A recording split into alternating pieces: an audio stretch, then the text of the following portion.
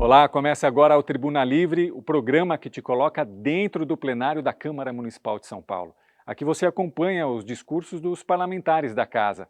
As falas dos vereadores são de livre escolha e têm aproximadamente 5 minutos. É da tribuna do plenário do Legislativo paulistano que os vereadores da casa discursam durante as sessões. E o Tribuna Livre traz um compilado resumido das falas dos parlamentares. Então, vamos aos discursos do programa desta semana. Muito obrigada, presidente. Boa tarde a todos e todas. Queria falar de dois temas aqui hoje na Câmara Municipal de São Paulo.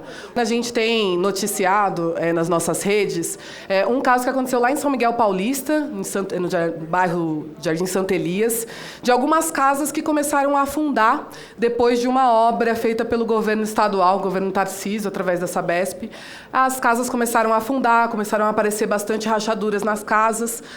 Os moradores procuraram a subprefeitura, procuraram a Defesa Civil, e a Defesa Civil foi nas casas, avaliou que, de fato, aquelas casas tinham um risco enorme de desabamento, mas autuou os moradores com aviso da Defesa Civil de que eles tinham que resolver o problema em 5 dias, porque senão eles iam ser responsabilizados pelas obras que estavam acontecendo. Bom, a gente entrou em contato com a subprefeitura, entrou em contato com o Sabesp, entrou em contato com o governo, a gente oficiou, fez algumas medidas, e eu queria dizer que, ainda bem, a gente conseguiu alguns avanços no território essa semana. Hoje, a Sabesp, o governo estadual, disse que vai se responsabilizar por essas casas, que vai colocar essas famílias em alguns lugares de aluguel, que vão ser conversado com essas famílias e que vão ressarcir e reformar todas as casas que são danificadas. Isso é muito importante porque mostra que é fundamental que as pessoas vão atrás dos seus direitos. Mas eu queria fazer um alerta, porque embora a obra não seja de responsabilidade da subprefeitura, da prefeitura, do executivo, ainda menos é responsabilidade da prefeitura de São Paulo ir lá dizer para os moradores que uma obra que está sendo feita pela municipalidade, pelo Estado, ela é responsabilidade dos moradores e que eles têm 5 dias para resolver e sair da casa, porque senão eles vão ser criminalmente responsabilizados. Eu preciso estar muito atento, porque a Defesa Civil foi chamada pelos moradores como um pedido de ajuda, e, ao contrário, o que eles receberam ali foi uma atuação muito descoordenada e muito errada da subprefeitura. Mas já conversei com o subprefeito da região do Itaim, que é responsável, me pareceu muito empenhado e interessado em ajudar aquelas famílias e corrigir os erros que foram feitos ali naquele território, e isso que era mais importante e fundamental, que era garantir a vida e a segurança daquelas pessoas. Agora eu queria falar de um outro tema que é bem fundamental para o nosso mandato, que a gente tem trabalhado há algum tempo. Hoje é o Dia Internacional pela Saúde da Mulher e Dia Nacional da Redução da Mortalidade. Infelizmente, a gente tem feito um debate aqui importante na cidade sobre uma das maiores causas da mortalidade. E essa maior causa são os abortos irregulares, feitos em clínicas aí, que eu não preciso nem dizer como são, porque as mulheres não têm direito à garantia do aborto legal, que existe e que é direito das mulheres nesse país. Uma das coisas que a gente tem observado muito é que muitas crianças são afetadas por essa negação de direito. Muitas das meninas que são estupradas não conseguem a garantia de fazer o aborto legal de que a gente fala. O aborto no Brasil é um direito para qualquer pessoa vítima de violência, vítima do estupro. A gente tem denunciado que o Hospital Vila Nova Cachoeirinha, aqui na cidade de São Paulo, tem deixado de fazer os abortos legais em que a gente tem direito. Uma das coisas que a gente falou quando denunciou esse fechamento desse serviço no hospital é que muito provavelmente seriam as meninas pretas, as meninas periféricas que teriam esse direito mais negado. A gente tem um dado bem alarmante que mais ou menos 12.500 crianças que tiveram acesso a esse direito negado.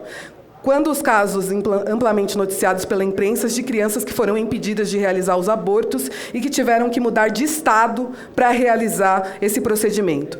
Das 204.400 crianças e adolescentes que tiveram o direito ao aborto legal negado, 74% eram meninas negras. Então, mais uma vez, como a gente disse aqui quando a gente começou a discutir o Hospital Vila Nova Cachoeirinha, quando a gente nega um direito feito pelo SUS, feito pelo serviço público, a maioria das pessoas que vão ser afetadas por essa negação de direitos são as meninas, meninos pobres, pretos, que moram na periferia da cidade. Então, eu sei que essa é uma pauta difícil. que muitas vezes a ideologia que alguns parlamentares têm nessa casa dificultam o debate aqui, mas é fundamental discutir. Criança não é mãe. E é importante dizer isso aos quatro ventos. Criança não é mãe. Meninas que são estupradas têm o direito a fazer o serviço de aborto legal. Esse é um direito neste país. E esse direito precisa ser garantido, inclusive por essa municipalidade que tem se negado a fazer isso no último período. Obrigada, presidente. Obrigado, presidente. Obrigado, vereadores presentes, todos os colegas aqui presentes. Cumprimentar os trabalhadores aqui desta casa e aqueles que nos acompanham pela Rede Câmara. Eu queria falar um pouco aqui hoje sobre os 20 anos do bilhete único. Na semana passada, completou-se 20 anos da implantação do bilhete único na cidade de São Paulo. O bilhete único foi uma grande transformação nos transportes da cidade, que facilitou a todos os trabalhadores a chegar em seu trabalho com menor custo, né? Menor custo do transporte, porque no Brasil os trabalhadores gastam de 20% a 30% do salário com os transportes. E com o bilhete único, aquele trabalhador que tinha que pegar duas, três conduções, ele passou a gastar uma condução. Então, o bilhete único melhorou muito as condições de transporte dos trabalhadores aqui nessa cidade. Agora, eu acho que está na hora do poder público da cidade de São Paulo fazer como muitas cidades já estão fazendo e implantar a tarifa zero, que não é bem tarifa zero, né? Porque já tem um desconto na questão do Vale Transporte, já tem financiamento por parte dos trabalhadores dos transportes. Então, não é bem tarifa zero, na verdade, é o catraca livre, né? É o sem catraca, né? É você ter um transporte financiado por um fundo municipal que não tenha a catraca e, deste modo, ele vai facilitar a vida dos trabalhadores de um modo geral, de toda a população, mas especialmente dos trabalhadores. Então, pegando essa experiência dos 20 anos do bilhete único, que tanto se falava de modo desfavorável sobre a implantação do bilhete único, mas depois a prática mostrou que foi possível e foi uma grande transformação a implantação do bilhete único. E agora, então, nós precisamos fazer um esforço, o poder público, os diversos entes federados, né? O Estado, o município, o governo federal, para criar um fundo municipal que tire a catraca dos ônibus, para que o trabalhador possa se deslocar tranquilamente de um ponto da cidade para o outro, sendo a tarifa mantida por esse fundo municipal. E também os trabalhadores que, por conta do salário, não conseguem se deslocar, não conseguem passear, ele só tem o dinheirinho do transporte e para trabalhar, ele não tem dinheiro para passear. Então, com a tarifa mantida por um fundo municipal dos transportes, nós podemos modificar totalmente essa cidade, que as pessoas possam passear, possam ir para a escola, possa se deslocar em toda a cidade com os transportes sem catraca. Não é tarifa zero, porque de um certo modo os trabalhadores, toda a população vai estar pagando esse fundo municipal, mas que os transportes, os ônibus, não devem ter a catraca, porque pode ser financiado por um fundo municipal. Então, vamos dar esse passo, que isto trará grandes benefícios para a cidade como um todo. Já diversas cidades, mais de 100 cidades, já tem a tarifa zero, já tem um ônibus sem catraca. E agora, então, nós queremos o ônibus sem catraca também aqui em São Paulo. Muito obrigado, senhor presidente. Presidente, boa tarde aos colegas vereadores, boa tarde a todos aqueles que nos assistem pela TV Câmara e por todos os meios de comunicação. O programa da Rede Cozinha Escola, recebendo a refeição em casa, mais de 2.600.000 refeições sendo entregues por dia. Olha o tamanho da importância desse projeto, alcançando vidas nas áreas mais vulneráveis da cidade de São Paulo. É importante a cesta básica para algumas famílias? Claro que é. A gente não tem dúvida que é importante, mas a nossa população ela precisa estar além da cesta básica, ela tem que ter condições de ir ao supermercado e comprar a sua própria cesta básica, escolher os seus itens. E paralelo a isso, até para que eles possam ter esse cuidado, ter essa assistência, esse programa de segurança alimentar chega, Rede Cozinha Escola, gerando emprego, gerando renda nas comunidades. São mais de 60 cozinhas que estão sendo implementadas em todas as áreas periféricas da cidade de São Paulo. Tudo que nós fazemos enquanto vereadores e que o prefeito faz enquanto prefeito é obrigação nossa cuidar da cidade, é obrigação nossa cuidar dos cidadãos dessa cidade, mas ainda assim agradecer ele pela sensibilidade que ele vem tendo de alcançar as áreas mais vulneráveis de São Paulo, não só com a questão da comida, mas também com as obras de recapeamento, as construções de unidades de saúde, zerando a fila de creche na cidade de São Paulo. Todo o Brasil existe um déficit gigante, a cidade de São Paulo está zerada. Então, muito obrigada, presidente, pela oportunidade da fala. Obrigado. Encerro aqui nesse momento. Bem, boa tarde a todos. Você já passou fome na vida? Eu já passei fome. Eu sei o que é a mãe chegar na hora do almoço, querer dar o alimento para os seus filhos e não ter. Eu sei exatamente o que é isso. Eu quero hoje, a Sandra Santana agradeceu aqui o prefeito, eu vou agradecer ao prefeito Ricardo Nunes e vou agradecer a todos os vereadores dessa casa. Porque em 2022, assim que a gente saiu da pandemia, foi criado um programa aqui na Câmara Municipal, foi aprovado o Programa de Segurança Alimentar. Esse Programa de Segurança Alimentar passou a mudar a história de alimentação aqui na cidade de São Paulo. Permitiu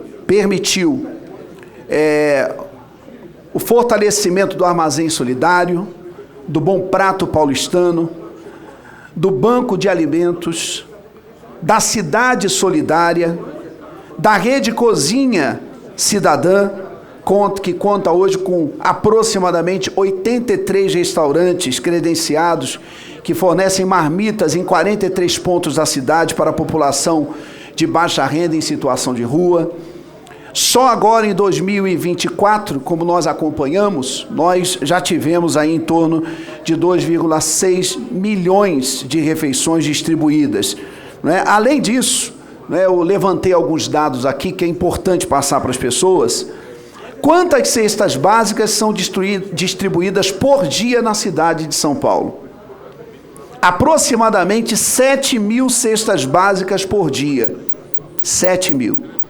Agora nós fizemos um cálculo em relação ao ano. Se por dia 7.000 cestas básicas são distribuídas, no ano dá em torno de 2,5 milhões de cestas básicas distribuídas. Você já parou para pensar o que são 2,5 milhões de cesta básica? Já parou para imaginar a quantidade de refeição? Quantas refeições são distribuídas? Cerca de 42.000 refeições distribuídas também por dia. Quantas toneladas de alimentos foram doados pelo Banco de Alimentos? Também aproximadamente 7 milhões de toneladas de alimento, que equivale a 7 milhões de quilos de alimento que foram doados até o início da gestão, até março de 2024. Então falar que ama a periferia, falar que ama a população de baixa renda e não fazer nada, que muitas gestões que passaram não fizeram absolutamente nada, é muito fácil. Agora eu quero ver provar que é exatamente o que o governo Ricardo Nunes está fazendo, provando que cuida, mas levando para essas pessoas alimentação, levando para essas pessoas segurança alimentar. E por isso eu quero parabenizar ao prefeito Ricardo Nunes, parabenizar aos vereadores que agiram rapidamente, logo após a pandemia, para aprovar aqui, então, esse programa de segurança alimentar que hoje tem mudado a vida de tantas pessoas. O Tribuna Livre faz agora um intervalo e volta já.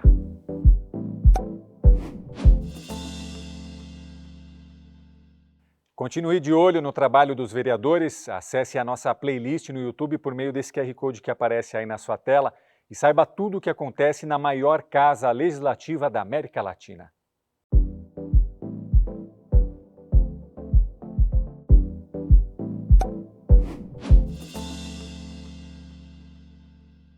Voltamos com o Tribuna Livre e vamos direto ao plenário para mais discursos dos nossos vereadores. Boa tarde. O que me traz aqui são pessoas simples, humildes, da periferia, que estão desacreditadas da nossa política. Discursos belos, mas que trazem poucos resultados. Falta pouco para a gente chegar, né, na miséria de países da África. Falta muita dignidade dentro da favela. A gente tem muitos belos discursos por aí, mas falta-se trabalho. Gostaria de começar agradecendo as pessoas que me trouxeram até aqui, dos principais bairros de Cidade Ademar e Pedreira, como Jardim Niterói, Jardim Maria Luísa, Jardim Bransley, Abacateiro, Ubirajara, Jardim São Carlos, Jardim Selma, Jardim São Jorge, Patagônia, Americanópolis, Caixa d'Água, Vila Joaniza, Vila Missionária, Vila Inglesa, Coreia, Consórcio, Morro da Macumba e Guaianazes. Em 2014 eu me perguntei qual é a minha contribuição para uma sociedade melhor. A gente, um grupo de amigos, criou o projeto Eu Acho um Absurdo, onde a gente leva esperança, dignidade e solidariedade para dentro da periferia de São Paulo. A gente tem sistema de contraturno, incentiva a esporte, tecnologia, deixando a molecada no ambiente sadio, aprendendo, se desenvolvendo, longe da violência, enquanto os pais podem trabalhar. Durante a pandemia, esse projeto fez muito sentido, onde a gente alcançou aproximadamente 34 mil famílias com a ajuda do União São Paulo, da Gabi, uma mulher incrível. E em uma das andanças aí, juntamente com o Vinícius Poit, do Partido Novo, a gente visitou o seu Samuel, na cidade de Júlia. A gente chegou na casa dele, um barraco de madeira comprometido pela água da chuva, e ele virou para o Vinícius Poit e disse: meu filho, essa semana, eu ainda tenho comida, pode entregar para alguém aí da favela que esteja precisando mais do que eu. Ali, juntamente com, na época, o deputado Vinícius Poit, eu senti que todo o nosso trabalho valia a pena. Que a nossa sociedade precisa de mais pessoas como o seu Samuel e, principalmente, a nossa política precisa de mais pessoas como o seu Samuel. Em outro momento, a gente, na Vila Joaniza, visitando a casa da Natália, que passava por um tratamento de câncer, a gente chegou com 2 cestas, ela me disse assim: Japão, ainda bem que você trouxe 2 cestas, que a minha vizinha está passando por um momento difícil e eu quero dar uma para ela. Agora vocês imaginam, uma pessoa passando por um tratamento de câncer, preocupada com a vizinha.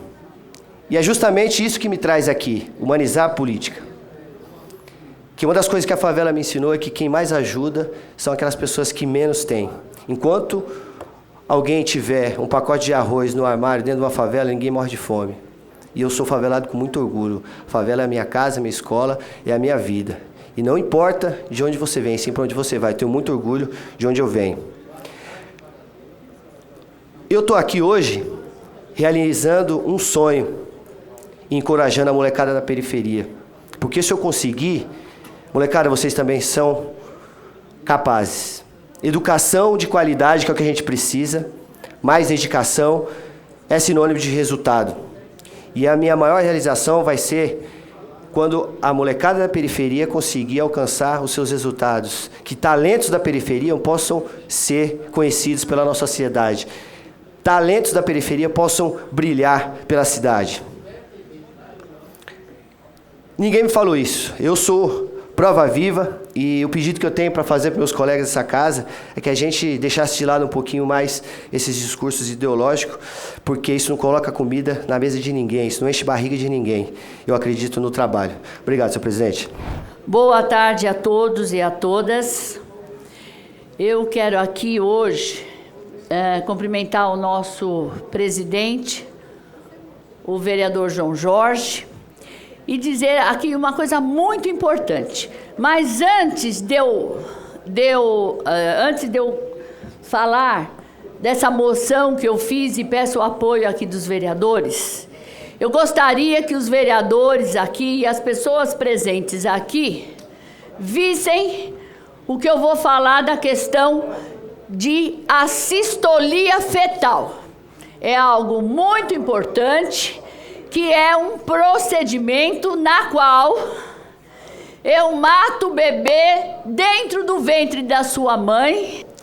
Então aqui eu fiz uma moção de repúdio ao ato do ministro Alexandre de Moraes, do Supremo Federal, que suspendeu a resolução de 2378 de 2024, que impedia o uso da assistolia fetal para a interrupção da gravidez após a 22ª semana.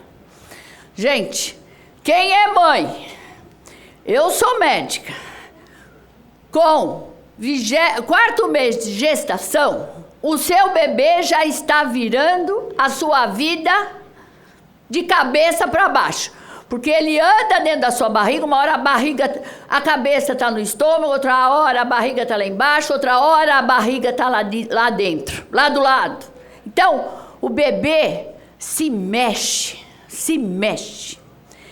E o que ele fez? Eu aqui não quero criticar, eu respeito o nosso ministro Alexandre de Moraes pelo seguinte: ele foi secretário dos transportes aqui da cidade de São Paulo, quando eu fui vereadora. Ele foi presidente municipal do partido que eu estava na época, aqui em São Paulo. Eu tenho o maior respeito. O que eu vou discutir aqui é, como médica, nós temos algo muito importante a ser respeitado, que é sempre julgado através do CRM de cada estado deste país, que são normas técnicas, normas médicas, que a gente tem que obedecer. E o Conselho Federal de Medicina, a mesma coisa.